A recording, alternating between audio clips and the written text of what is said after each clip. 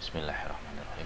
Assalamualaikum warahmatullahi wabarakatuh. Teman-teman, di sini saya mau sharing tentang strategi harga atau bahasa kerennya itu adalah product line pricing strategy. Jadi ini intinya adalah bagaimana kita menentukan harga tiap lini produk kita. Jadi kita punya bikin banyak produk dengan kualitas yang berbeda dengan harga yang berbeda.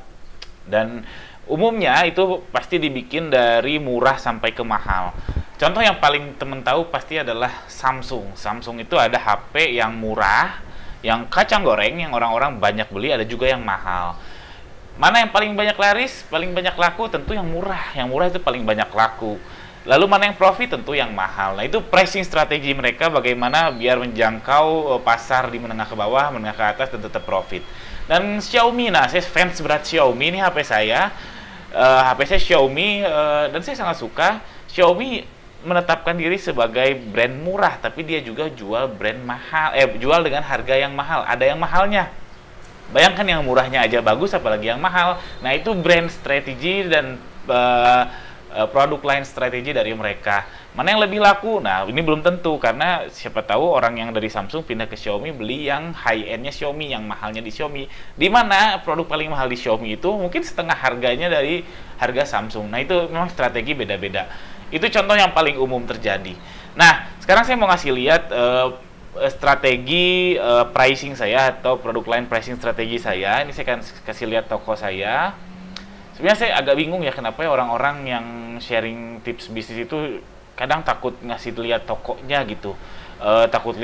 Takut ngasih lihat omsetnya, apakah karena nggak mau bayar pajak gitu ya. Padahal pajak itu penting, dan aneh aja gitu kalau misalkan udah sharing-sharing bisnis tapi tidak mau bayar pajak, itu aneh. Atau mungkin takut kompetitor, ya lucu juga aja sih kalau udah sharing-sharing tentang bisnis tapi takut audiensnya jadi kompetitor dia. Nah, kalau saya sih saya nggak takut bayar pajak. Alhamdulillah saya taat pajak. Jadi teman-teman juga harus taat pajak. Yang kedua, takut kompetitor ya nggak apa-apa sih menurut saya. Karena saya juga terus belajar. Dengan saya bikin video ini, saya yang paling belajar sebetulnya. Karena saya konsep ininya, saya merumuskan evaluasinya, saya merumuskan strategi-strateginya. Justru saya yang lebih belajar. Kalau teman-teman bisa ngalahin saya, ya saya juga senang. Ya harapannya sharing juga lah ke saya. Jadi saya juga tambah belajar lagi. Dan yang terakhir kan sebenarnya bisa promo ya. Nih, toko saya adalah Baju Yuli Official Shop kalau di Shopee ya. Jadi silahkan kepoin nih, siapa tahu teman-teman di sini pada beli. Jadi kan bisa dipromoin. Jadi saya agak heran juga sih kenapa banyak youtuber bisnis yang saya ikuti dia nutupin tokonya, bahkan di blur dan lain sebagainya. Saya nggak ngerti. Oke, balik lagi ke topik. Jadi pricing strategi ini bisa dilihat ini adalah produk saya. Saya akan urutkan dari harga terendah ke tertinggi. Jadi saya punya produk dengan harga Rp100 nih, bayangkan. Harga aslinya 3.000 perak, saya diskon jadi 100 perak. Ini saya jual rugi. Jadi ada harga produk yang di bawah 10.000 itu sebagian besar saya jual rugi. Kenapa jual rugi? Karena itu murah banget, teman-teman. Jadi kalau tanpa jual rugi ini, saya keluar cost marketing itu lalu dibagi total transaksi itu kurang lebih per transaksi itu saya keluar biaya sekitar Rp9.000. Makanya saya menetapkan ya sudah kalau gitu jual kacang goreng aja harganya di bawah 10.000. Itu jual rugi nggak apa-apa ya, paling nutupin packaging dan lain sebagainya. Harapannya orang juga check out ke yang lain. Jadi hitungannya sih produk-produk ini itu adalah produk-produk untuk marketing per transaksi. Jadi seperti cost marketing jual rugi. Lalu saya jual juga produk di 10.000 sampai 50.000. Ini penting juga. Ini biasanya saya tidak tidak ngambil margin besar, marginnya tipis sekali, atau hanya nutup packaging, nutup lakban, nutup karyawan dan sebagainya. Lalu ada 50 sampai 100.000. Nah, ini 50 sampai 100.000 ini jujur saya masih kesulitan menemukan yang pas, yang best seller untuk 50.000 sampai 100.000. Ini PR saya juga. Saya lagi nyari produk-produk yang 50 sampai 100.000, produk-produk gamis anak. Lalu 100 ke atas dan 200 ke atas. Nah, kenapa seperti itu? Tadi saya sudah bilang yang under 10.000 itu saya jual rugi ya. Harapannya dapat orang untuk check out juga produk lain. 10 sampai 25.000 ini saya jual tipis marginnya. Lalu 25 sampai 50, ini 50. Lalu 50 sampai 100.000 Ini jujur aja saya baru 3 sampai 4 produk aja, dari itu pun kurang laku. Jadi saya lagi mencari untuk produk lini produk yang 50 sampai 100 ribu. Lalu 100 ribu sampai 200 ribu ini adalah produk dengan margin normal. Margin normal ya kurang lebih buat saya itu sekitar 50%. Nah, di sini saya mulai dapat untung. Jadi harapannya orang yang beli kurang dari 10 ribu ini check out produk yang 100 sampai 200 ribu, dan yang 10 ribu sampai 20 ribu juga 10 sampai 50 ribu adalah check out yang 100 ribu sampai 200 ribu. Kalau ada yang check out 50 sampai 100 ya nggak apa-apa, itu marginnya tetap ada tapi kecil. Lalu terakhir adalah 200 ribu ke atas. Ini produk saya yang marginnya gede teman-teman.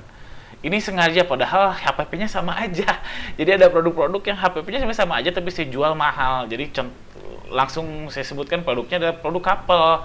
Jadi couple ibu dan anak. Jadi bikin gamis couple ibu itu sebenarnya harganya kurang lebih sama dengan gamis anak, cuman saya jual lebih mahal, jauh lebih mahal dengan margin hampir 150%, karena orang-orang yang mau beli itu adalah orang-orang yang sudah desperate pengen mencari barang tersebut. Jadi ya udah jual mahal aja. Ya alhamdulillah nggak laku sih, cuman ada 1-2 itu lumayan banget karena marginnya gede. Nah, hati-hati kalau mau main yang di situ yang marginnya gede banget. Kalau di kasus saya di atas 200 ribu, hati-hati jangan sampai overstock. Itu bahaya banget. Overstock di dunia retail tuh bahaya banget. Ini inventory manajemennya harus bagus. Kalau overstock ya Anda artinya rugi. Karena apa? Ya rugi aja karena dia produknya kurang laku dan Anda punya stok banyak. Ujung-ujungnya apa? Didiskonin, ya itu jelek banget lah. Oke, kenapa ini penting? Saya akan jabarkan. Pertama, teman-teman simpan kaki semua arena. Nah, jadi arena di sini artinya semua lini lini segmen. Jadi segmen itu ada menengah ke bawah, menengah ke atas dan seterusnya. Tapi di sini sebenarnya nggak hanya segmen ekonomi, karena orang kaya juga banyak yang beli mencari yang termurah, misalkan untuk barang-barang yang nggak terlalu penting. Dan juga orang yang kurang berduit juga banyak yang mencari barang-barang mahal karena dia berniat untuk ngumpulin duit beli barang tersebut. Jadi maksud saya semua arena tuh di situ. Khususnya di perang harga. Jadi perang harga ini kan rata-rata yang pengamatan saya itu harga di bawah 50 ribu ya, atau ya di bawah 10 ribu. Nah, saya pengen buat saya merasa bahwa penting ikutan di perang harga tersebut, karena setidaknya untuk nambahin transaksi, nambahin bintang, nambahin ulasan, ketemu database-nya customer, dan tadi nyambung ke poin 2 namanya cross selling. Jadi ini main di semua arena ini penting. Jangan hanya main di arena 100 ribu aja, jangan.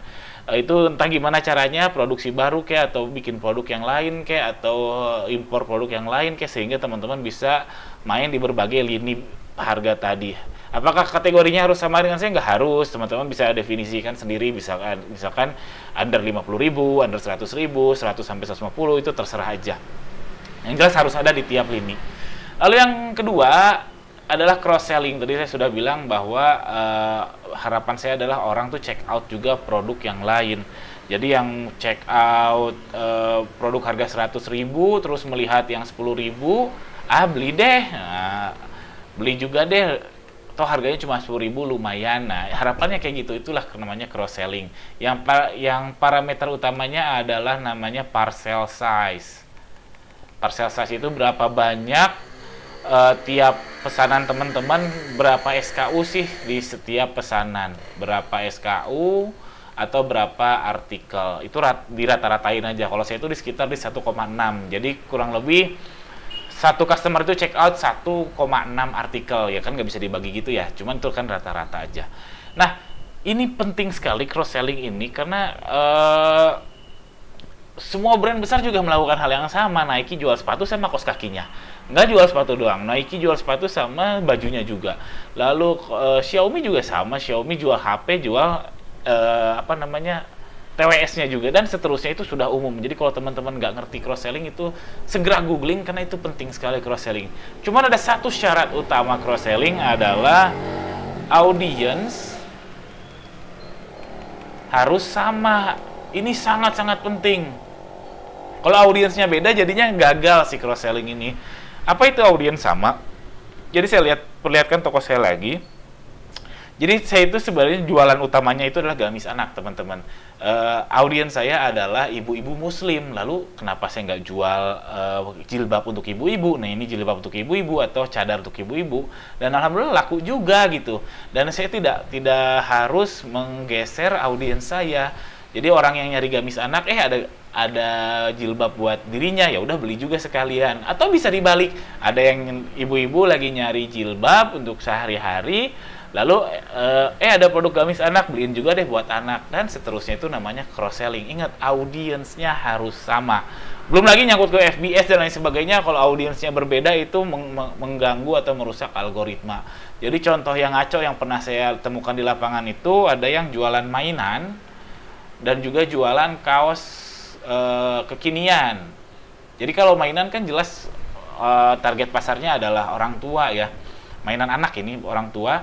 Lalu jual kaos kekinian juga, tuh kaos yang anak-anak ABG, kan itu nggak nyambung. Jadinya mungkin cross sellingnya nggak akan berhasil.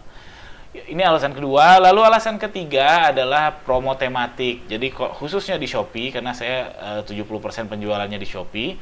Khususnya di Shopee itu ada kayak promo, misalkan di bawah 10.000 atau 50.000 dapat 2. Nah, promo-promo tematik ini saran saya ikutin, teman-teman, karena lumayan banget nendang loh ke penjualannya. Ke penjualan saya itu nendang banget karena ditaruh di depan oleh si Shopee produk-produk saya tersebut. Itu enak banget. Nah, kalau teman-teman nggak punya lini produk yang seperti itu, teman-teman nggak akan kesulitan. Ikutan yang 10.000 akan kesulitan, ikutan yang 50.000 akan kesulitan, ikutan yang 100.000 juga mungkin kesulitan kalau teman-teman produknya semuanya di bawah 50.000. Jadi bukan hanya membuat produk yang murah, teman-teman, tapi bikin juga produk yang mahal, yang marginnya tinggi. Oke, itu aja. Nggak terasa ternyata udah 12 menit. Saya kira bakal sederhana, ternyata saya panjang lebar menjelaskannya. Mudah-mudahan bisa difahami, mudah-mudahan bisa langsung dipraktekkan. Ini pengalaman saya. Untuk teorinya silahkan googling lagi bagaimana. Bisa juga kepoin toko saya kalau mau lihat langsung. Kalau beli juga bagus. Oke, sekian saja. Jika ada pertanyaan, jangan ragu untuk tuliskan di kolom komentar di bawah. Sekian, Assalamualaikum warahmatullahi wabarakatuh.